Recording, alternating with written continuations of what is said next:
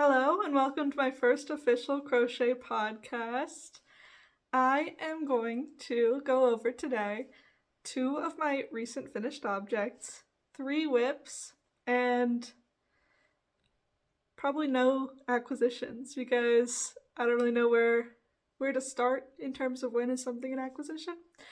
So, I wanted to get today started with a discussion of sorts about why this is a crochet podcast and not, as you so often see, a knitting podcast with a little crochet thrown in there.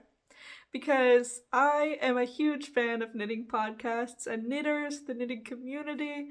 I think that the work that is going on over there is beautiful. The sweaters that I see, especially at this time of year, are beautiful and definitely something that I would love to make and own. However, I don't know how to knit. And I don't have any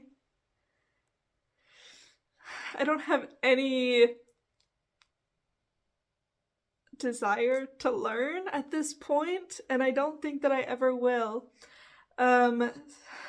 Basically, I am a crocheter. I learned how to crochet in 2021, as so many people did. And it's a skill that came to me very naturally.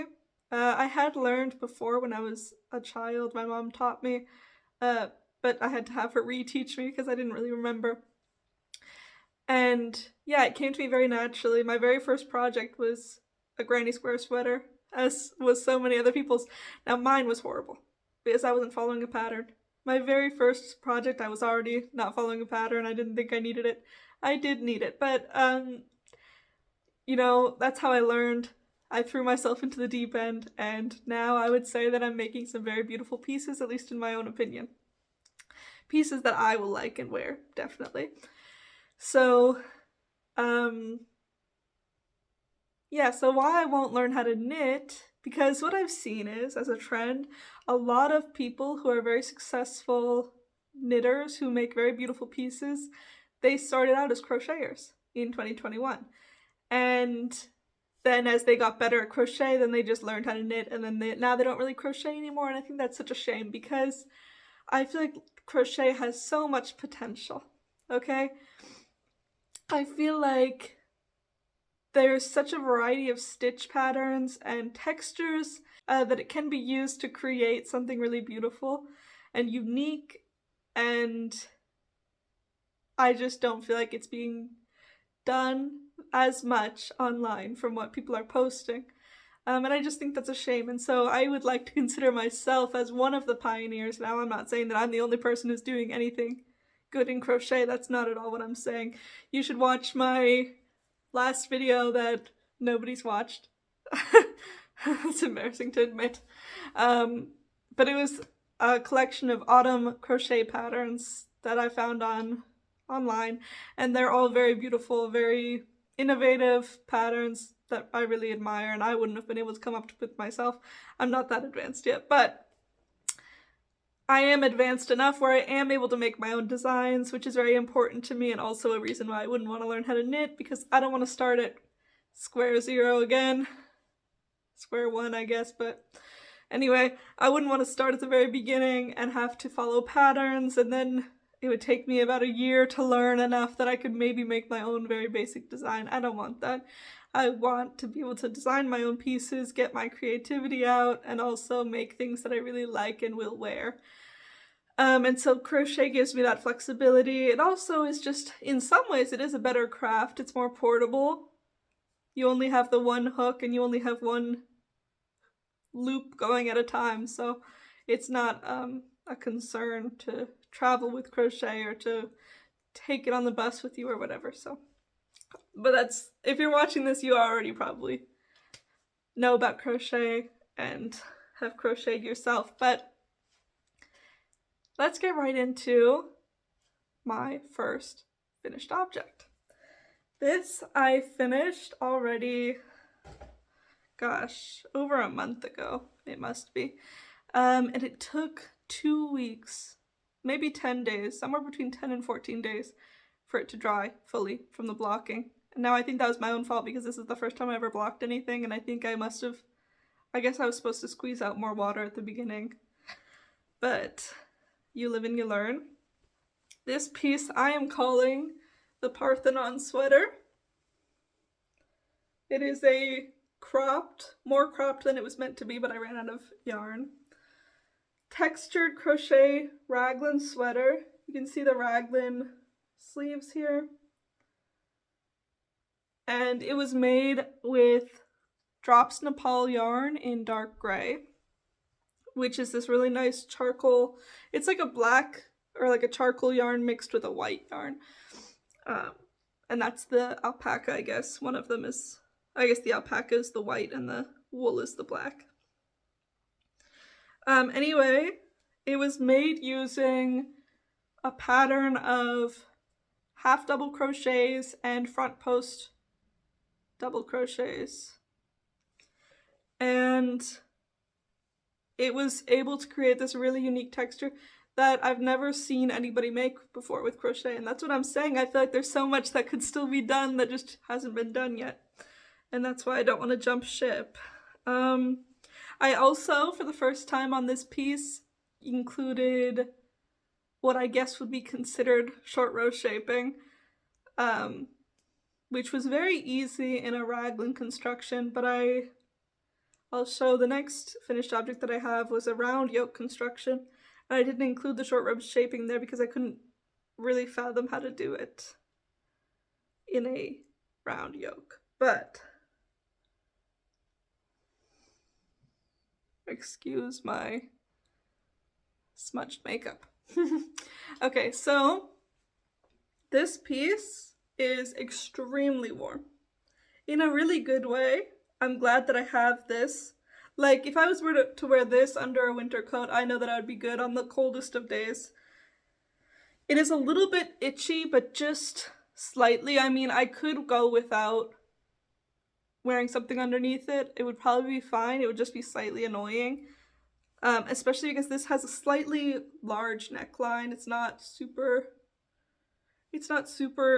close to my neck, so it would probably be fine. But when I have worn it, I did wear it under a turtleneck just because it gives me that little extra comfort by not having to be next to skin. For the edges on this one, this is also maybe a little controversial choice. I would understand if you don't like this look, but I just went into one row of half double crochets that I actually did in the back loop only, so that there's a little bit of a ridge there, so there's a clear end to the texture on the sweater. And the reason that I did this is because I originally tried doing a back loop only half double crochet ribbing, which is, you know, the very standard crochet ribbing. And I found that in this yarn does not have enough stitch definition, so it didn't look like anything. It was like a kind of ugly, just fluffy thing at the end. I mean, you really couldn't tell what it was supposed to be. It didn't look like ribbing. So then I tried to do a front post, back post double crochet ribbing, which I felt like distorted the texture on this too much because this is also front post double crochets, and so I didn't think that it looked good to go from this into the front post double crochet ribbing as well, and so I ended up going just with this. I thought this was the best solution, and yeah, I still like it. It doesn't bother me at all. I don't think it looks weird, and it gives it a very elongating effect that it's this texture all the way through from the top to the bottom. Is there anything else I want to say about this? Well, this yarn was originally supposed to go for a different sweater that I was planning in my mind. That was going to be a herringbone texture, and I'm not gonna lie. Normally I would keep my ideas under wraps because I don't want anybody to do it before I do it, but I don't know if I'm ever going to do this sweater at this point. It was supposed to be a herringbone stitch sweater that would be done sort of sideways. Like I I wouldn't do a top-down construction, I would do like a side-to-side construction, so that it would end up having these herringbones that would look kind of like knits, in a way, because it would have these V's, you know, like knitting does. And that's a big goal for me, to make things look kind of knit. But I didn't think that it was actually... Well, I tried it, I did a swatch on this yarn and it didn't look good at all. And that was because this yarn, as I already said, has very little stitch definition. So I would not use this Drops Nepal, at least in this color, in any sort of project that has very delicate textures. But for this sort of a thick texture, it looks great. It holds up very well. I don't know how well you can see it on camera right now, but in the pictures, and I'll include a picture of me wearing it in the sunlight, it looks beautiful. And even when it's a little bit more shady, you can still see it. Like, well, even right now, you can see it, I'm sure. Hopefully. Anyway, I really like this sweater. I'm very proud of it, and I do think it's the better of the two finished objects that I'm about to show you. This one I really don't have any complaints about, except for the fact that I ran out of yarn, and if I had one more ball of yarn, it would have been the perfect length. But they don't sell Drops Nepal near me, and so I wasn't going to pay more in the shipping than it would cost me for that one ball of yarn. That's crazy. Alright. My next finished object is... Oh! I was supposed to figure out what I was going to name it before I started this video. Well, I'm just going to go with my gut then, and I'm going to say that I'm calling it the Moonshine Sweater. Not the alcohol, but as in moon rays. But also kind of like the alcohol, because that's funny. And here it is.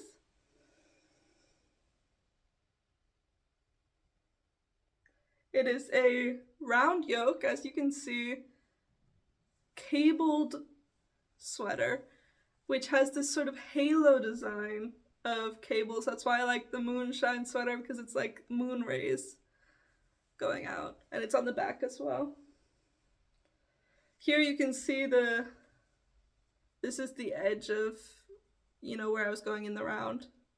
So this is my starting chain.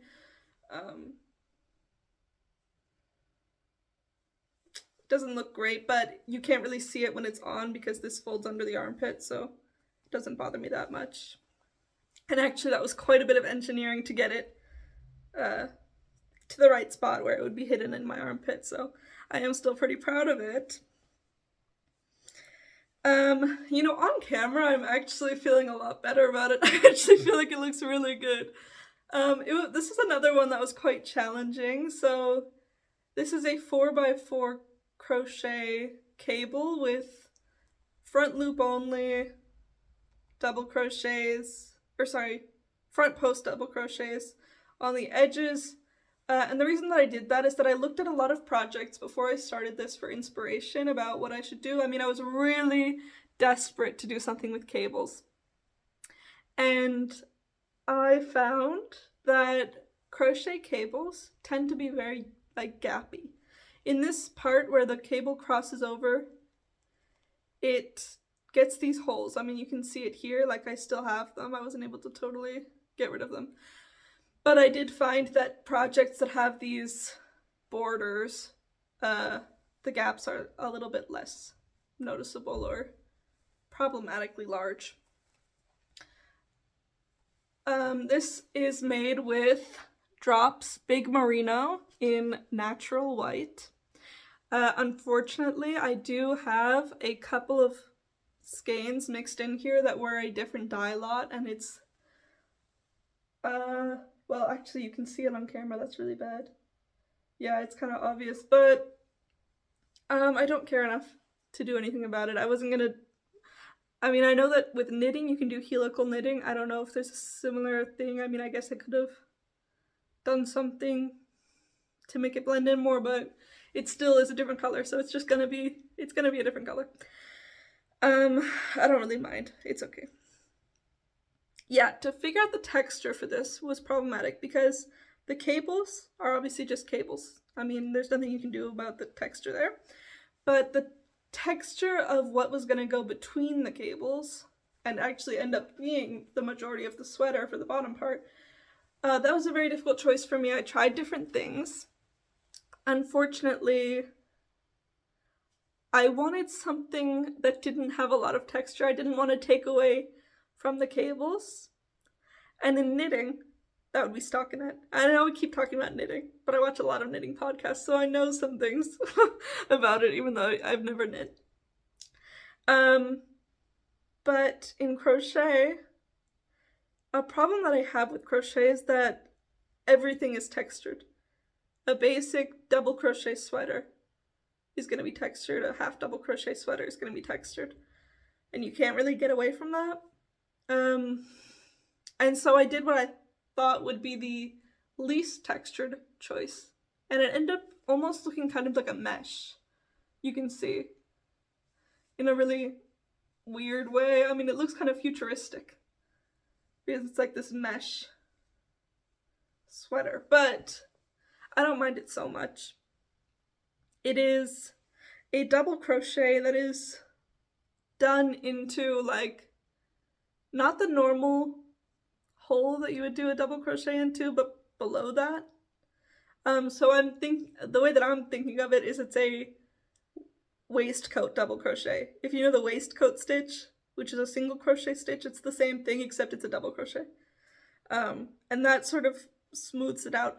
The other thing is this sweater and the previous sweater I did in the round, but I did them only from the front, if that makes sense. Like normally you're supposed to turn your work every round to keep the seam straight, but I think that it creates a sort of striping texture that I don't care for, and so I chose to do both of these projects in the round, but without turning my work. And it worked fine.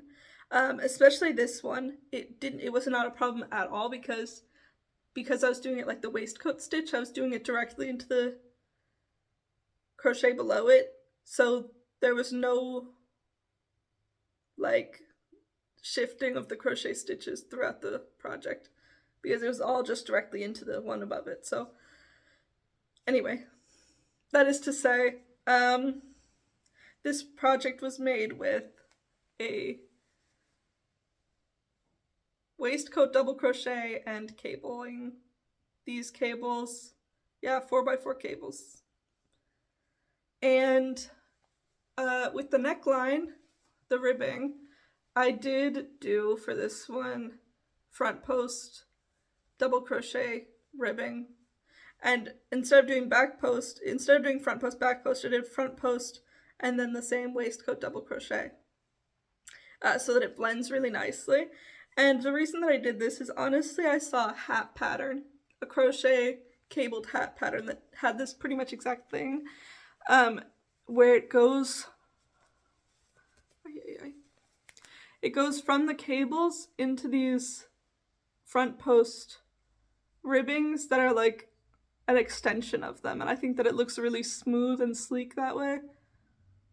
I hope you can see the contrast enough.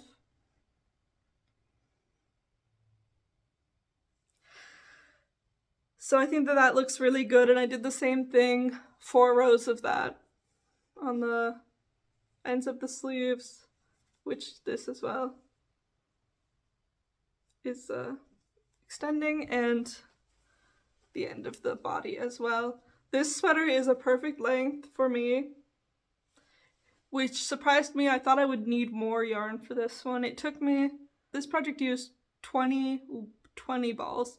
I mean, exactly 20 balls. I actually did start the 21st ball, but it was less than 1 row that I needed for that, and I actually had a little bit left of a different ball that I probably could have gotten away with just using that, but I didn't want to have to play yarn chicken, so I did open a new ball, but I'm gonna say it was pretty much exactly 20 balls.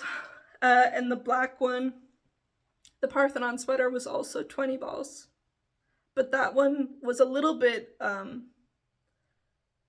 it had a little bit higher yarn consumption, I think, and so that's why I would have needed another ball. This one has a slightly lower yarn consumption, this project. This project is, as you can see, I've not weaved in the ends or blocked it yet. So I'm excited to see how it turns out after I block it. If it grows a little bit, that wouldn't be a bad thing, because under the arms is slightly tight, and that's my own fault. But it would be really nice if it grew just a little bit, just so I could be a little bit more comfortable. But I still can't complain. This is a nice sweater. It's not as warm as the other one because it is a superwash merino wool. And I only got this big merino because it was on sale. Drops had a sale. Not Drops, but anyway, the store had a sale on it. And I've seen it on several stores that they have the big merino on sale, so I don't know if that is a Drops thing or what. And I was just really inspired to do a cable knit sweater at this point. It was like right at the start of fall.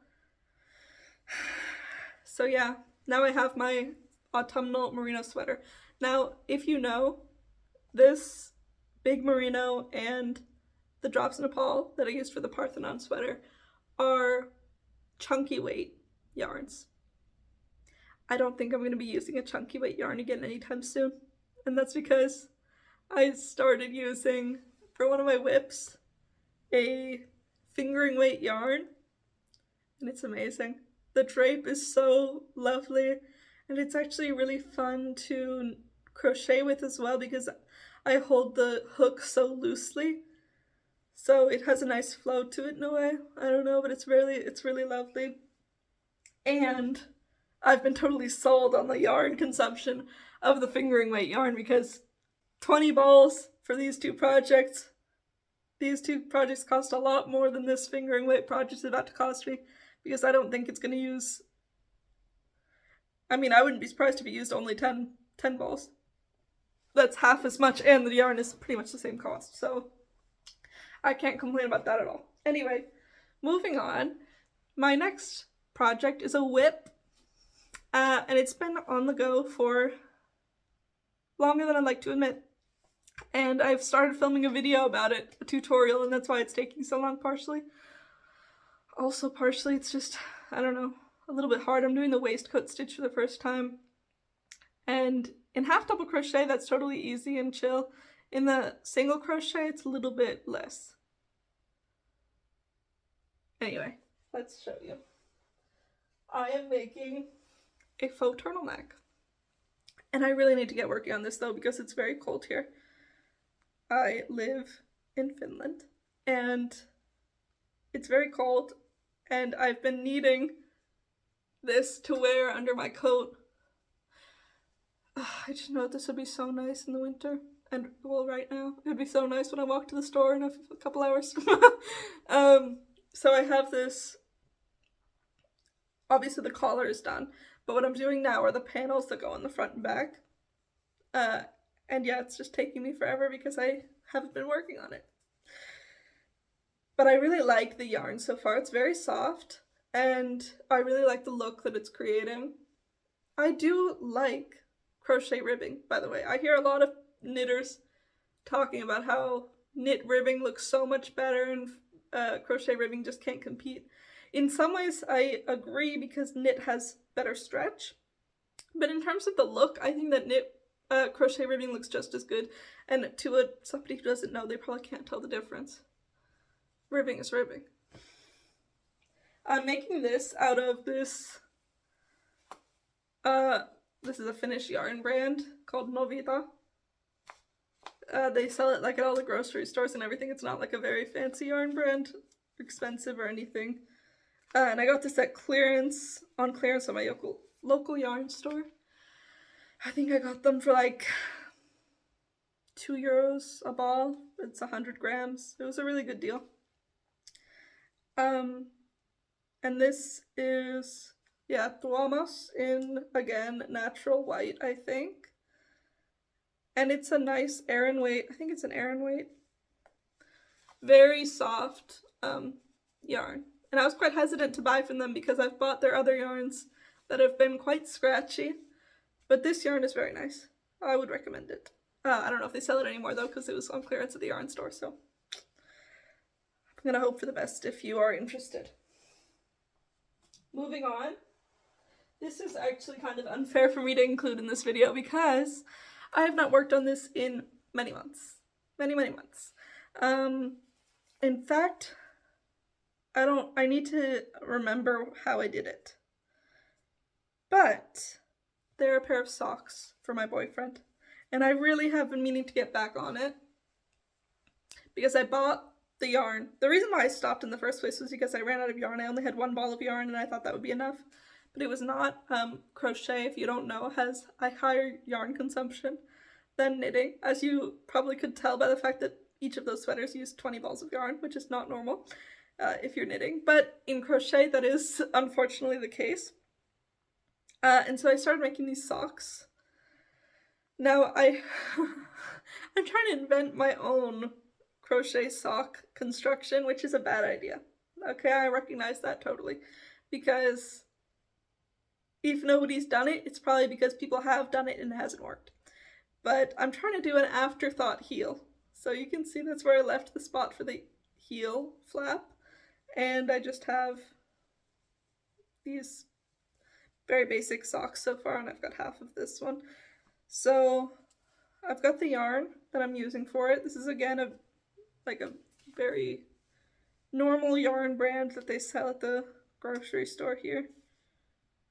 Oh, it was made in Turkey though. It's called House, and this is the only yarn by House in the color black. It's a 70% wool, 30% polyamide sock yarn. I'm using it to make these socks. I've never made crochet socks before, but hopefully I will finish these soon. I really have to get working on them. I have so many projects. This cabinet that you can see behind me is to hold all of my crochet stuff, and these small cabinets at the top are supposed to hold my whips. They're all full, and they need to not be. I need to get through some of these random whips, so that's why I'm trying to go for some of these. And now it's cold, so I feel like it's the time to make some wool socks. And not everything can be for me, unfortunately. Alright, so my final whip that I've been working on and I'm super excited about is this. It is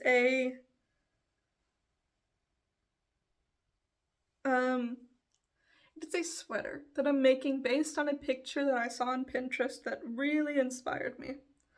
Now this picture clearly has some elements of crochet in it, in this waist, this neckline area. You can see the picture here.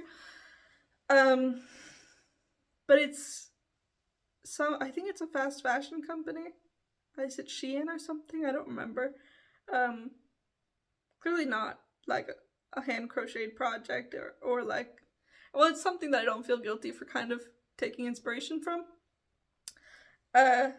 So what I'm doing is I'm doing a similar idea, except I don't want the buttons down the front. I just want it to be a sweater, and I'm not doing this detail on the sleeves. I just want it to be like a basic sort of loose drapey ribbed sweater that has this crochet detail around the neckline, and just ribbed sleeves, which I haven't quite figured out how I'm going to do the sleeves yet. It's going to be an inset sleeve, but it has to be going, I have to do it this way because it's crochet ribbing. So gonna hope for the best, but one problem at a time. So here I can show you what I have so far. And I'm making it with Drops Alpaca in the color light beige, I think, or light nougat. One of the two. I was originally going to do it in camel, but I felt like I liked the depth of color in this slightly variegated, this is one of the Drops multicolor, is that what it's called? Drops mix colors. So you can see here's the armpit. I started right here under the armpit, and then I went both directions at once. So I was able to make this seamless strap There's no seam here whatsoever. And then here I'm going to attach the sleeves. Then here I'm working on the front right now. You can see the V-neck just slightly. I'm just starting the V, the other side. But I think it's looking very beautiful so far. I love crochet ribbing. I think that's one of the best things that you can do in crochet. It's a very beautiful texture and it looks a little bit more professional. Like, the one thing I don't want my projects to look like is an arts and crafts project, and I feel like this looks very professional. Especially it helps to have the smaller gauge with the drops alpaca yarn, which is the fingering weight yarn that I was referring to earlier. I will probably be working with more fingering weight yarns in the future. I actually have one. Oh, this is one acquisition that I will include. I'll include this now already. But you got the idea for this project, and I'm very excited to see how it keeps going, how it continues. So this one acquisition, let me pull it out for you.